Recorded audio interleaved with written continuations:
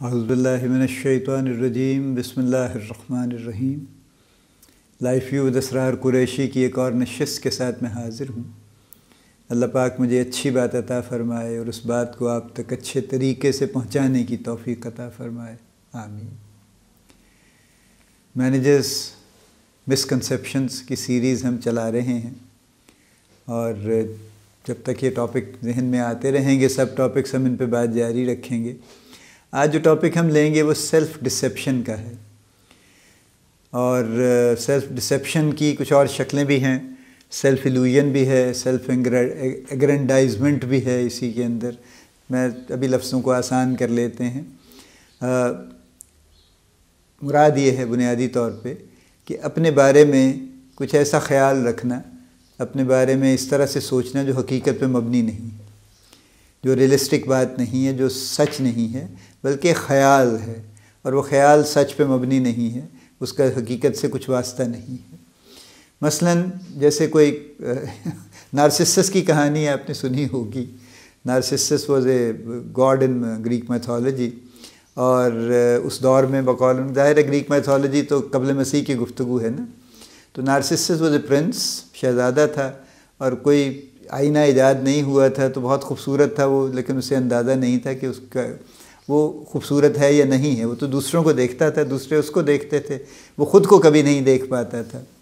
تو ایک مرتبہ کہیں وہ جا رہا تھا تو راستے میں کسی تالاب پہ وہ رکا، تو جب وہ پانی پینے کے لیے اس نے سر جھکایا یا منہ دھونے کے لیے واٹ ایور، تو اس کو پانی میں اپنا عکس نظر آیا، اور وہ اس کو یہ تو سمجھ نہیں آئی کہ یہ میں ہوں، لیکن وہ جو عکس نظر آیا وہ اتنا خوبصورت تھا کہ وہ اس پہ عاشق ہو گیا اور وہیں بیٹھ گیا، اور بس بیٹھ گیا بس وہ، اور وہیں وہ اس طرح بیٹھا، اس کو دیکھتے دیکھتے وہیں فوت ہو گیا۔ اب یہ سٹوری، اور پھر اس کی خاک سے، ظاہر ہے وہیں خاک ہو گیا وہ بیٹھے بیٹھے، اور اس کی خاک سے جو پھر ایک پھول اگا جس کو ہم نرگس کا پھول کہتے ہیں، جس کا انگلش میں نام نارسسس ہی ہے ایکچولی۔ اسی سے سائیکالوجی کی وہ ٹرم نکلی کہ نارسسزم ہے، یعنی جو لوگ خود پسند ہیں نہایت وہ نارسسسٹ کہلاتے ہیں، اور یہ جو رویہ ہے یہ نارسسسٹک رویہ کہلاتا ہے۔ تو یہ بھی ایک سیلف ایلوژن ہے نا، کہ میں بڑا خوبصورت ہوں۔ اسی طرح کے اور ایلوژن بھی ہیں، میں بڑا عقل مند ہوں، میں بڑا تیز ہوں، میں تو جناب بندے کو یوں کر کے میں سڑک پہ بیچ دوں اس کو تو اس کو پتہ بھی نہیں لگے گا، میں تو جناب بڑا کمال کا سیلز مین ہوں، میں ڈاکٹر کو ایسا چکر دیتا ہوں، میں کسٹمر کو ایسے گھماتا ہوں۔ وہ جو ایک قصہ کسی نے بنایا ہوا ہے نا کہ جی زبردست سیلز مین وہ ہے جو اسکیموں کو ریفریجریٹر بیچا ہے، آئی تھنک وہ نہایت ہی برا آدمی ہے میری رائے میں۔ یعنی وہ اس قدر اس نے چیٹ کیا اس غریب کو کہ اس کو ضرورت نہیں تھی اس چیز کی، تو اس نے بیچ دیا اس کو۔ تو یہ کیا کمال کیا اس نے؟ یہ تو ڈسیپشن ہے، یہ تو دھوکہ دیا اس کو، یہ اس نے کوئی کمال نہیں کیا ہے ایکچولی۔ بہرحال یہ خیالات ہیں لوگوں کی۔ یہ سیلز میں تو میں بہت لوگوں سے سنتا ہوں، جناب میں بڑا زبردست سیلز مین، میں یوں گھما دیتا ہوں کسٹمر کو۔ آئی ایم سوری، یہ کون مین شپ ہے، نوسر بازی ہے، یہ سیلز مین شپ نہیں ہے۔ یہ سیلف ایلوژنس ہیں، سیلف ڈسیپشنز ہیں جن کو ہم لے کے چل رہے ہیں، اور یہ جابس میں بہت ہیں۔ یعنی جب آپ انٹرویوز کرتے ہیں اوور دا ایئرز، آبویسلی آپ سینکڑوں انٹرویو کر لیتے ہیں نا، اگر آپ سینئر مینیجر ہیں تو کوئی چھوٹی تعداد نہیں ہوتی انٹرویوز کی، plenty of interviews you have to do actually, اور ایک ایک پوزیشن کے لیے آپ کو کئی لوگوں کے انٹرویو کرنے پڑتے ہیں، کوئی ایک اپروپریٹ کینڈیڈیٹ ڈھونڈنے کے لیے، تو ایک لمبی انوینٹری ہے، اور اس کے بعد سے اگر آپ ان میں سے لکھنا شروع کریں چیزوں کو کتاب کی شکل میں، جو جواب آپ کو ملے ہیں، تو it will be a very seriously funny book I am sure. بہت لوگ ہیں جن کا یہ خیال ہے اپنے بارے میں۔ اب کیوں ہے ایسا؟ یعنی ہم ہمارے ہاں زیادہ مجھے لگتا ہے کہ ہے کچھ، ہم یعنی بجائے ہم ڈاؤن ٹو ارتھ ہونے کے، ہمبل ہونے کے، ہم میں سے ہر شخص کو 52 گز کا بننے کی کوشش کرتا ہے۔ جیسے کہتا ہے نا محاورہ پرانا کہ لنکا میں سب 52 گز کے ہیں، جس کی بنیاد وہ رامائن ہے کہ جب انہوں نے وہاں پہ وہ جنگ ونگ کی تو وہاں پہ سارے 52 گز کے لوگ تھے اور یہ چھوٹے تھے، تو پھر انہوں نے کوئی حملہ کیا اس کے ٹخنے پہ اور اس کو واٹ ایور، مجھے بھی پوری سٹوری یاد نہیں ہے، تو لیکن محاورہ یہ بنا کہ لنکا میں سب 52 گز کے ہیں۔ تو ہمارے یہاں ہر کوئی 52 گز کا کیوں ہے؟ یعنی ہم ہر چھوٹی چھوٹی بات پہ پرائیڈ کیوں لے لیتے ہیں، اور ہم ہر چھوٹی چھوٹی بات پہ، ہمارا سوشل ایشو بھی ہے۔ یعنی اگر آپ کے پاس بڑی گاڑی ہے اور جو آگے جا رہا ہے اس کے پاس چھوٹی گاڑی ہے، تو بڑی گاڑی والا چھوٹی گاڑی والے کو نہایت حقیر سمجھتا ہے، اور چھوٹی گاڑی والا موٹر سائیکل والے کو نہایت حقیر سمجھتا ہے اور موٹر سائیکل والا سائیکل والے کو حقیر سمجھتا ہے. یہ تو ہمارا سوشل ایشو ہے. چلیے اس پہ ہم بات کبھی پھر کریں گے.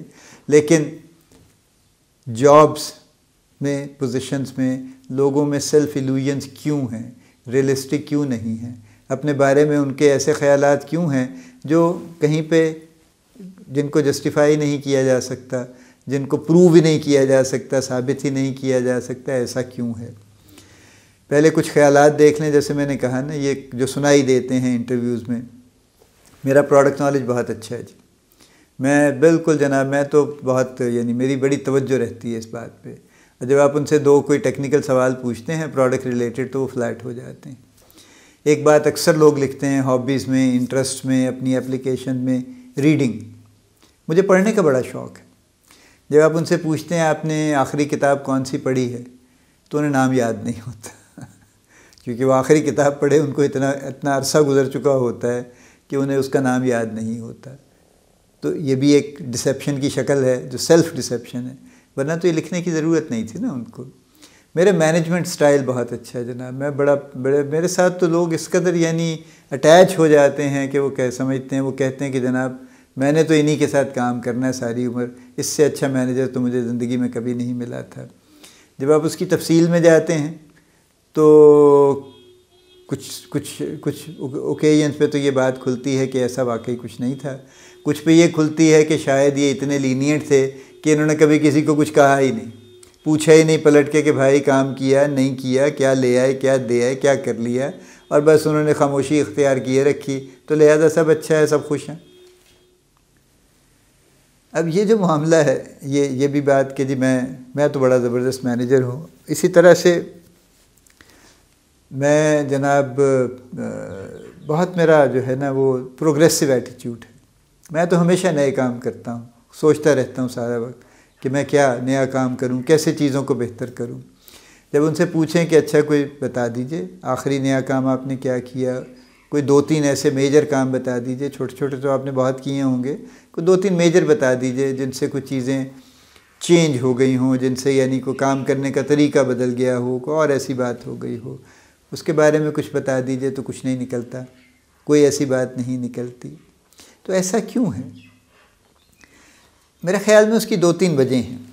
ایک تو یہ ہے کہ ہمارا جنرلی یہ خیال ہے کہ ہم جو کہہ دیں وہ فیس ویلیو پہ ایکسیپٹ ہو جاتا ہے، ہو جانا چاہیے. کسی کو اس کو کنٹیسٹ کرنے کی جرت نہیں ہونی چاہیے، یوں کہہ لیجئے. دوسرا، ہم یہ سمجھتے ہیں کہ سارے ایک ہی جیسے ہیں. ہم میں سے ہر شخص یعنی ایک ہمارا یہ کامن ہمارا ایک سٹینس ہے نا کہ جی سب خراب ہیں پاکستان میں. یہاں کوئی بندہ نہ سچ بولتا ہے نہ سچ سنتا ہے، تو میں کس لیے سچ کا لمبردار بن کے پھرتا رہوں. میں بھی جو میرے جی میں آئے میں کہہ دوں گا. اینڈ اٹ میں ہولڈ اٹ میں گو تھرو. شاید اسی سے گزارا میرا ہو جائے. مجھے یاد ہے کلاسیکل جب ہم کبھی اسٹوڈنٹ تھے تو ہمارے ٹیچرز 2 چیزیں کہا کرتے تھے اسکول کے لیول پہ نا، یعنی جب بورڈ کا ایگزام دیتے تھے تو 2 چیزیں کہتے تھے.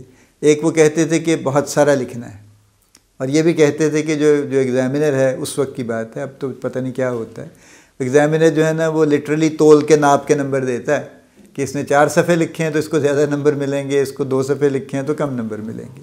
ایک وہ یہ بات ہمیں سمجھاتے تھے بار بار. دوسری ہمیں یہ سمجھاتے تھے کہ صاف ستھرا لکھنا، ہینڈ رائٹنگ اچھی لکھنا، کیونکہ وہ جو گندی بری ہینڈ رائٹنگ ہے نا وہ پڑھنے والے کو بڑی بوریت کرتی ہے، تو وہ پڑھتا بھی نہیں. آپ کا اچھا جواب بھی وہ نہیں پڑھے گا. لیکن اگر آپ کی ہینڈ رائٹنگ اچھی ہے تو وہ آپ کا برا جواب بھی ذرا اچھے طریقے سے پڑھ لے گا، اور آپ کے لیے اس کے دل میں ذرا بہتری کوئی جذبہ ہوگا تو آپ کو بہتر نمبر وہ دے دے گا. تو یہ یعنی ہماری اس وقت کی ان کے ہم سنتے تھے، ان سے بار بار عمل بھی کرنے کی کوشش کرتے تھے. ایسا نہیں تھا کہ نہیں کرتے تھے. ایک ٹیچر نے مجھے یہ اچھی طرح یاد ہے، ایک واقعہ سنایا خود. وہ کہنے لگے میرے پاس پیپر چیک ہونے کے لیے آئے بورڈ کے، چونکہ پہلے تو گھروں پہ آتے تھے پیپرز ٹیچرز کے پاس. کہنے لگے میں نے دیکھا تو نہایت خوبصورت ہینڈ رائٹنگ اور بہت ہی اچھا لکھا ہوا، بڑی ترتیب اور آرگنائز طریقے سے. اور چونکہ پیپر بہت ہوتے ہیں اور ٹائم کم ہوتا ہے تو میں نے کہا یار اتنا اچھا لکھا ہے، اچھے لکھا ہوگا. میں نے ٹھک ٹھک کر کے کافی سارے نمبر اس کو دے دیے. اچانک آخری پیج پہ میری نظر پڑی تو میں نے دیکھا کہ یہ لفظ جو اس نے لکھے ہیں 2-3 یہ تو کوئی لفظ نہیں ہے. یہ کیا لکھا ہے اس نے؟ کہنے لگے پھر میں نے پلٹ کے سارا پڑھا. تو پتہ یہ چلا کہ اس شریف آدمی نے اس نے انگلش کے الفابیٹس ایسے ہی رینڈملی جوڑ کے اس نے بڑی اچھی خوبصورت ہینڈ رائٹنگ کر کے پیپر بھر دیا تھا. یعنی کوئی اس میں سے شاید کوئی ہوگا جو اصل لفظ بھی ہوگا، باقی صرف بے تکے جوڑ بنا کے اس نے، یعنی 4 4 6 6 8 8 الفابیٹ جوڑ کے جو اس کی سمجھ میں آتے گئے اس نے نہایت محنت سے وہ اچھے طریقے سے خوش خطی میں چھاپ دیے. اور اس کی بدقسمتی کہ آخری پیج پہ ان کی تفصیل میں نظر پڑ گئی، ورنہ وہ نکل جاتا، بڑے اچھے فلائنگ مارک سے وہ پاس ہو جاتا. تو یہ ہمارا رویہ ہے بیسکلی. ہم یہ سمجھتے ہیں کہ ہم چکر دے سکتے ہیں، لہٰذا اپنے آپ کو بہت اچھا بنا کے پیش کریں. تو ایک وجہ یہ ہے کہ ہم یہ سمجھتے ہیں کہ ڈسیپشن یا لوگوں کو ڈسیو کرنا آسان ہے. اب میں وجہوں پہ اگر میں کرسٹلائز کروں اس بات کو، تو ایک بڑی وجہ یہ ہے کہ ہم یہ سمجھتے ہیں کہ لوگوں کو ڈسیو کرنا آسان ہے اور کوشش کر لینی چاہیے. تو اف یو گیٹ تھرو تو اچھی بات ہے، کہیں رکیں گے پھنس جائیں گے تو پھر دیکھ لیں گے کوئی بہانہ شانہ نکال لیں گے بیچ میں سے. دوسرا ہم یہ سمجھتے ہیں کہ ڈسیو کرنا جائز ہے، اور اس کی وجہ وہی ہے کہ ہم یہ کہتے ہیں کہ یہاں سب یہی ہے، وہاں معاملہ ہی یہی ہے، ہر کوئی ڈسیو کر رہا ہے تو میں کیوں اتنا بڑا نیک بن کے پھرتا رہوں خواہ مخواہ میں. نیکوں کے حصے تو کبھی کچھ نہیں آیا، اور جو برے لوگ ہیں وہ ترقی کر رہے ہیں، اور جو اچھے لوگ ہیں وہ دن بدن ان کی حالت خستہ ہو رہی ہے. تو پھر ٹھیک ہے یار، کچھ نہیں، کوئی فرق نہیں پڑتا، اللہ معاف کر دے گا، کوئی بات نہیں. خیر وہ اللہ کا معاملہ تو ہر بندے کے ساتھ ہے، جو بھی ہے وہ الگ ہے. لیکن بہرحال ہمارا ایک سوچ ہے ہماری یہ کہ چونکہ روم میں سب یہی کر رہے ہیں تو ہم بھی ایسا کر لیں تو بہتر ہے، ہمارے حق میں بہتر ہے، کر لینا چاہیے. یعنی یہ کرنا جائز کی حد تک بات نہیں ہے، بلکہ یہ کرنا چاہیے. اگر آپ یہ نہیں کریں گے تو نقصان اٹھائیں گے. ایک یہ سوچ ہے ہماری.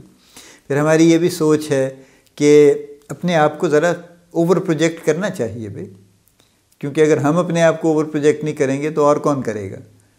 اور تو ہمارے بہاف پہ کوئی نہیں کرے گا. تو اس لیے کوئی اوور پروجیکشن ایک حد تک تو جائز ہے، کر لینی چاہیے. بہت زیادہ ریئلسٹک ہو کے اور بہت زیادہ عاجز ہو کے مسکین بن کے گفتگو نہیں کرنی چاہیے. یقیناً عاجز اور مسکین بن کے گفتگو نہیں کرنی چاہیے، ٹھیک ہے. لیکن اوور پروجیکشن بھی مناسب نہیں ہے، چونکہ وہ آپ اس کو جسٹیفائی نہیں کر پاتے پھر. ہاں یس، آپ پروجیکٹ اپنے آپ کو ضرور کیجئے، اپنی ویلیو کو، جو آپ کی ویلیو ہے اس ویلیو کو ضرور پروجیکٹ کیجئے. انڈر ویلیو مت کیجئے اپنے آپ کو کہ نہیں جی بس میرا تو کیا ہے جی، بس وہ، ہاں جی بس وہ ہو گیا جی، وہ اللہ نے کیا جی، بڑی اچیومنٹ ہو گئی جی. وہ آپ بتائیے آپ نے کیسے اچیومنٹ کی ہے؟ اللہ کی مدد تو ہر کسی کے ساتھ ہے. تو یہ صرف اس کا بھی ذکر ضرور کر لیجئے، لیکن اس کا بھی ذکر کیجئے جو آپ نے کیا ہے، کہ آپ نے پریسائزلی کیا کیا.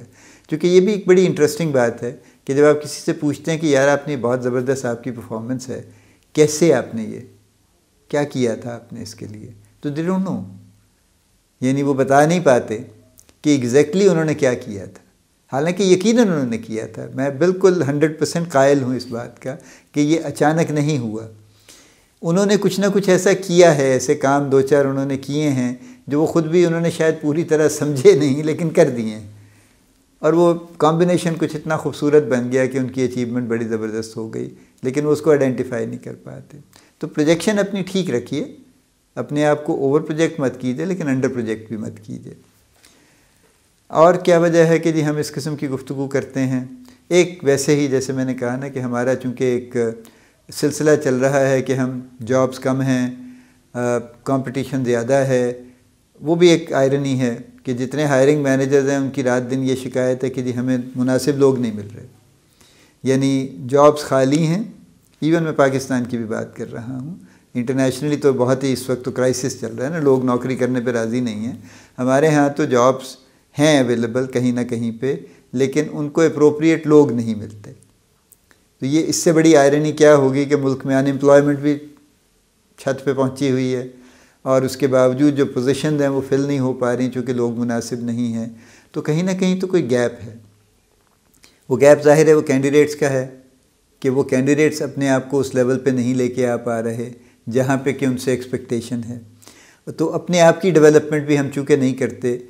تو 5ویں وجہ یہ ہے ایکچولی کہ چونکہ ہم اپنے بارے میں ایک خیال بنا لیتے ہیں، ایک ببل اپنے بنا لیتے ہیں ارد گرد، اور اس ببل میں زندہ رہنے کی کوشش کرتے ہیں، اس وجہ سے ہم اپنی ڈیولپمنٹ اور گرومنگ بھی نہیں کرتے.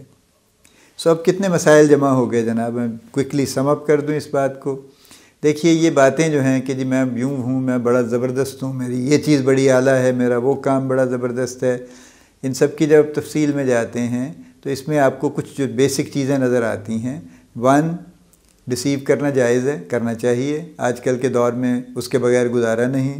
2 تھوڑی بہت ڈسیپشن جو ہے نا یہ ٹھیک ہے، کوئی مسئلہ نہیں ہے، بلکہ کوشش کر ہی لینی چاہیے، نکل جائے تو اچھی بات ہے، نہیں نکلے گی تو کچھ اور سوچ لیں گے. 3 ہم واقعی اپنے آپ کو بہت سپیریئر سمجھ رہے ہیں، ایک ببل میں رہ رہے ہیں، نہ اپنے آپ کو بہتر کر رہے ہیں، نہ اپنے آپ کو ٹھیک کر رہے ہیں، اور ہمارا یہی خیال ہے. اور 4 چونکہ بہرحال جابس کم ہیں، لوگوں میں کمپٹیشن بھی ہے بظاہر، تو ہم جان بوجھ کے بھی اوور پروجیکٹ کرنے کی کوشش کرتے ہیں کہ شاید میں اس سے نمبر لے جاؤں کسی طرح سے. یہ وجہ ہیں میں انڈیویجول تفصیل میں نہیں بھی جاؤں گا، لیکن یہ ہے کہ میری درخواست یہ ہے، میں آپ کو یہ بتانا چاہتا ہوں as somebody who is extensively involved in hiring over many years کہ ان میں سے کوئی چیز بھی کسی بہتر ہائرنگ مینیجر کے سامنے ہولڈ نہیں کرتی. ہاں اگر اس کا اپنا بھی معاملہ کچھ ایسا ہی ہے کمپیٹنس کا، تو پھر ظاہر ہے وہ کچھ نہ کچھ کر لے گا، آپ سے کسی بات پہ امپریس ہو جائے گا. میں نے دیکھا لوگوں کو، یعنی وہ انتہائی امپریس ہو جاتے ہیں کینڈیڈیٹ سے اور کہتے ہیں جی اس سے اچھا تو بندہ میں نے آج تک نہیں دیکھا. لیکن جب وہ سیکنڈ انٹرویو میں آتا ہے تو پتہ چلتا ہے کہ وہ تو کوئی ایسا معاملہ ہے ہی نہیں اس کا تو کوئی. لیکن ان کی حد تک، یعنی جو جونیئر ہائرنگ مینیجرز ہیں وہ بڑی جلدی انفلوئنس ہو جاتے ہیں کچھ لوگوں سے. تو ہو سکتا ہے کوئی سینئر بھی انفلوئنس ہو جائے، لیکن یہ زیادہ عرصہ نہیں چلے گا. آپ جتنا اپنے آپ کو اوور پروجیکٹ کر کے آئیں گے، آپ سے ایکسپیکٹیشن اتنی زیادہ ہوگی جو آپ پوری نہیں کر پائیں گے اور مشکل میں پڑ جائیں گے. سو میری درخواست یہ ہے کہ اپنے بارے میں اپنی جو سیلف انالیسس ہے اور جو سیلف ایویلیویشن ہے اس کو مستقل کرنا چاہیے، اس کو الائیو رکھنا چاہیے، اور اپنے ساتھ سچ بولنا چاہیے.